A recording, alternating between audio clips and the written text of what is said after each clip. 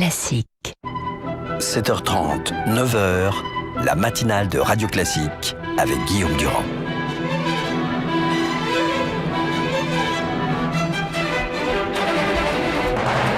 L'invité politique sur Radio Classique et LCI. Bonjour, bienvenue à vous tous. Le livre de François Fillon s'appelle Faire. Il est publié aux éditions Albin Michel. Le voici. Bonjour François Fillon. Bonjour.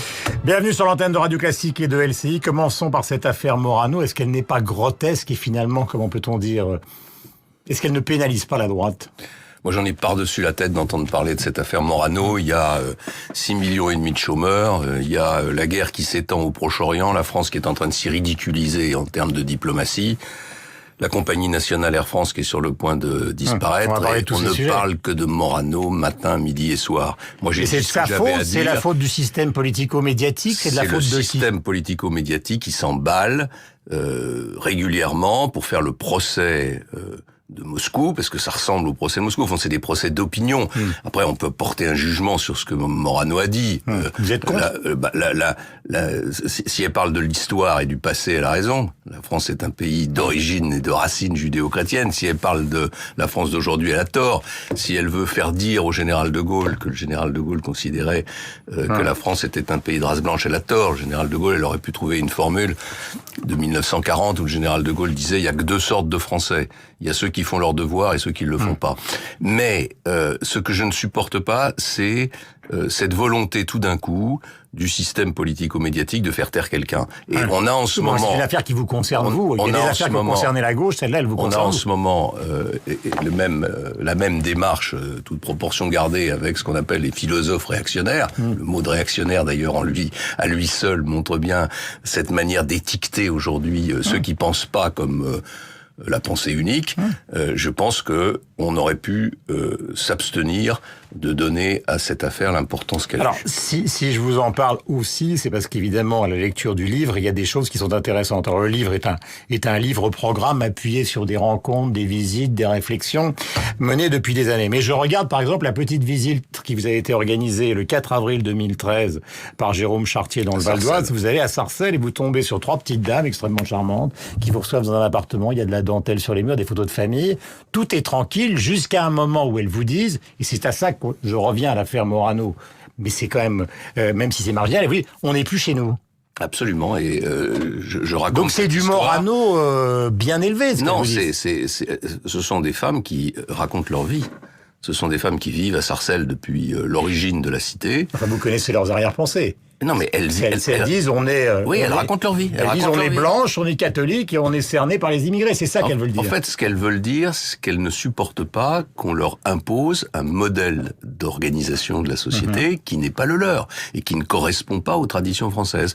Dans n'importe quel pays du monde, c'est pas les derniers arrivants qui imposent leurs lois. C'est l'histoire et la culture du pays qui est faite d'additions, d'apports successifs qui doit l'emporter. Et donc oui, il y a un malaise identitaire en France qui est considérable, et ce malaise identitaire, il faut l'aborder avec objectivité et avec sérénité. C'est pour ça que vous préconisez, par exemple, un référendum, si jamais vous l'emportez dès le mois de septembre sur l'immigration, les quotas. C'est pour ça que je préconise une politique d'immigration par quota, c'est-à-dire que l'immigration... Mais avec référendum. Alors, le référendum, il est destiné à débloquer un problème constitutionnel qui nous empêcherait aujourd'hui de mettre en œuvre 46, cette politique. Il faut pouvoir débattre au Parlement du nombre d'étrangers qu'on veut accueillir chaque année ou qu'on peut accueillir.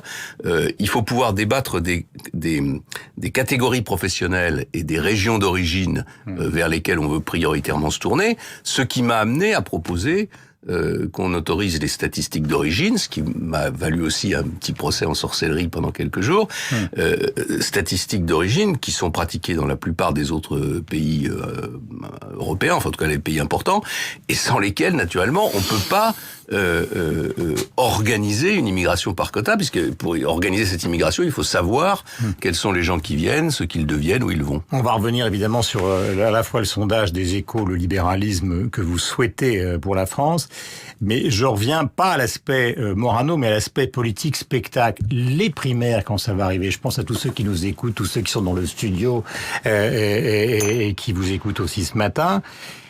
ils vont vivre ça d'abord et avant tout, peut-être à tort, comme une bataille. Vous contre Nicolas Sarkozy, vous contre Alain Juppé, vous, enfin pas toujours vous, Bertrand contre l'un ou contre l'autre, Bruno Le Maire, Madame Morano, enfin il y a... Comment voulez-vous échapper justement à cette bataille des égos, à ces batailles personnelles, à l'aspect totalement médiatique et faire surgir là-dedans des idées? Guillaume Durand, vous connaissez le risque. Vous êtes en train de décrire, vous savez comment ça s'appelle? Ça s'appelle la démocratie. Non, Ça s'appelle la démocratie. Au contraire, pour la première fois, on va donner la possibilité au peuple français de choisir... Mais j'ai rien contre, moi. Non, d'accord, mais vous présentez ça comme si c'était un drame absolu. Non, mais c'est vous qui craignez de la politique spectacle, qu'elle ne soit qu'un affrontement entre les égos et pas sur les idées. Non, mais ça va être ça aussi. Non, c'est deux choses différentes. Là, s'agissant de l'affaire Morano, on n'est pas du tout sur... Non, mais je parle des primaires. Là. Mais les primaires, c'est l'occasion de débattre d'un projet politique, et c'est l'occasion d'associer 2, 3, 4 millions de Français au choix de ce projet et de ce candidat. Pour moi, c'est même, je pense, une évolution du système démocratique. Le système démocratique classique parlementaire, c'est des partis politiques qui choisissent des candidats et le peuple qui, finalement, n'a le choix qu'entre ces partis. L'évolution des mentalités, de l'information, les réseaux sociaux, les transformations de la société font que les gens ont envie de participer. En plus, les Français sont extrêmement critiques à l'égard du système politique classique, ils n'ont plus confiance, et donc ils veulent, pour beaucoup d'entre eux, prendre en main eux-mêmes leur destin. Et ben là, ils en ont l'occasion avec les primaires. Et ma conviction, souvenez-vous du débat des socialistes aux primaires, c'est un débat qui avait été assez digne, et c'est un débat qui avait... en tout cas en termes médiatiques. Donc vous souhaitez les primaires dignes, je suppose. C'est pour ça que vous expliquez sur vos relations avec Nicolas Sarkozy. Voilà, et en plus je pense que les primaires, c'est l'occasion de clarifier les positions des uns et des autres, et notamment, puisqu'on va en parler sur la question de la liberté, je pense que on peut pas rester derrière des formules toutes faites, des candidats qui disent on va supprimer les 35 heures, on va réformer le code du travail. Il faut aller au bout des raisonnements pour que les Français voient quels sont ceux... Nicolas Sarkozy et d'Alain Juppé. Aujourd'hui, je pense être le seul... La une des Échos. Voilà, je pense être le seul à porter un vrai programme de libéralisation de l'économie. Je prends un seul exemple. J'ai dit qu'il fallait supprimer la durée légale du temps de travail et renvoyer à la négociation dans les entreprises sur le travail. Nicolas Sarkozy dit la même chose, mais il ajoute immédiatement qu'il faut que toutes les heures supplémentaires soient payées. Donc il n'y a plus de négociation, en tout cas il n'y a plus de possibilité d'améliorer la compétitivité de l'économie française. Et Alain Juppé dit quelques jours après, je suis d'accord pour qu'on négocie dans les entreprises, mais simplement entre 35 et 39, pas au-delà. Et on voit bien que vous êtes pour le retour à 39 heures dans le public. On voit bien qu'il y a deux logiciels différents. Il y a un logiciel classique où on règle plus ou moins finement la liberté et la confiance, mais c'est l'État qui continue à contrôler. Et il y a un logiciel que je voudrais imposer où l'État laisse faire, où l'État fait confiance, où les citoyens reprennent le contrôle de leur destin. À propos de Nicolas Sarkozy et de Jacques Chirac, au fond, vous dites pour Sarkozy c'est un combattant, mais au pouvoir il a été extrêmement prudent, d'une certaine manière comme Chirac. Mais est-ce que c'est pas eux qui ont raison? Est-ce que vous êtes certain que ce dont on parle dans ce studio avec nos auditeurs ce matin, c'est ce que veulent les Français? Regardez la loi Macron. D'abord, 4 décrets simplement sont passés. D'abord, on n'est jamais sûr. C'est une analyse que je fais et je porte pas de jugement de valeur en faisant cette analyse. Je dis simplement, et Nicolas Sarkozy le disait souvent, il était préoccupé de la cohésion de la nation. Il était préoccupé de voir se créer des mouvements sociaux qui auraient pu diviser profondément le pays.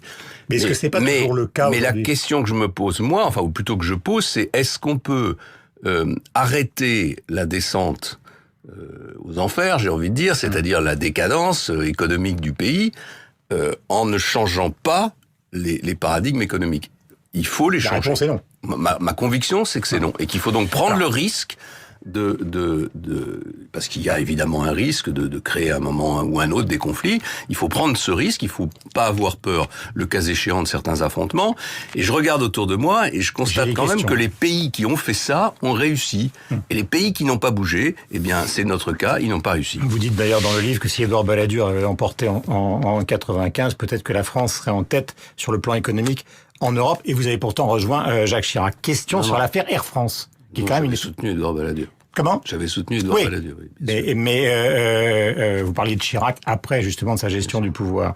La question d'Air France, elle est au cœur de ce que vous venez de dire, finalement. Air France, c'est extrêmement grave. C'est pour ça que j'ai demandé qu'une commission d'enquête parlementaire soit créée sur la situation de la compagnie nationale. La violence, vous la condamnez? Je condamne évidemment la violence, qui est la voie pénale, c'est la bonne. La voie pénale est la bonne. Il doit y avoir des sanctions en interne, et les personnes qui ont commis ces fautes doivent être sanctionnées. Et à mon sens, pour celles qui sont vraiment responsables, exclues de l'entreprise. La violence dans l'entreprise est inacceptable. Mais au-delà de cette question, il y a une question qui est beaucoup plus grave, qui est: est-ce que la compagnie Air France a encore un avenir? Si rien n'est fait, s'il n'y a pas de changement radical, je vous dis les choses. Je suis prêt à revenir ici le moment pour vérifier que j'avais raison. Cette compagnie aura le sort d'Alitalia. Vous savez ce que c'est qu'Alitalia? Désormais, c'est une filiale d'une compagnie des Émirats. Ou alors elle sera rachetée par un fonds d'investissement chinois. Voilà les deux options qui sont en face d'Air France aujourd'hui. On peut pas laisser faire ça. On peut pas vouloir, comme moi je le souhaite, être la première puissance européenne et voir disparaître la compagnie nationale. Donc il faut maintenant que des décisions soient prises. Et je pense que le gouvernement a été très pusillanime dans cette affaire. Alors vous allez me dire, c'est pas libéral de vouloir s'occuper de l'avenir des entreprises. D'abord, le gouvernement a 17%, l'État a 17% d'Air France. Et deuxièmement, Air France, c'est un drapeau. Air France, c'est un symbole de l'économie française et de la réussite française. J'ai un dernier petit mot et une dernière question qui est importante pour toutes les images qui ont été diffusées concernant le Parlement européen. Est-ce que vous comprenez Marine Le Pen dans la façon dont elle a traité Angela Merkel et François Hollande? Quand je dis comprendre, c'est-à-dire elle s'appuie sur, au fond, une sorte de patriotisme qui, pour vous, est évidemment dévoyé. Mais est-ce que François Hollande est un vice-chancelier de la puissance économique allemande? On terminera avec ça. Si la France est en situation de dépendance aujourd'hui, c'est en raison des mauvaises politiques qui sont conduites. Mais c'est inqualifiable pour une élue de la nation française de s'adresser au président de la République française dans ces conditions. Inacceptable. C'était hyper violent. Inacceptable, c'est honteux, c'est une honte pour le pays, et moi je trouve qu'elle se déshonore. Mais au-delà de la question de son attitude, ce qu'il y a derrière son discours, c'est une espèce d'animosité stupide vis-à-vis de l'Allemagne. Si l'Allemagne a réussi, c'est parce que l'Allemagne a mené des bonnes réformes, qui sont d'ailleurs exactement les contraires de celles que propose Madame Le Pen, puisque Madame Le Pen propose des réformes socialistes en réalité. Et donc il ne faut pas en vouloir à l'Allemagne de réussir. Il faut juste nous décider de remonter les manches de notre chemise, de nos chemises, et de faire le boulot nécessaire pour être en tête de l'économie européenne. Le livre s'appelle Faire, il est publié aux éditions Albin Michel et donc il est signé François Fillon. Merci d'être venu ce matin sur l'antenne de Radio Classique et j'ai retenu que vous reviendriez quand on aurait un bilan précis de ce qui se passe à Air France. Bonne journée à vous, François Fillon.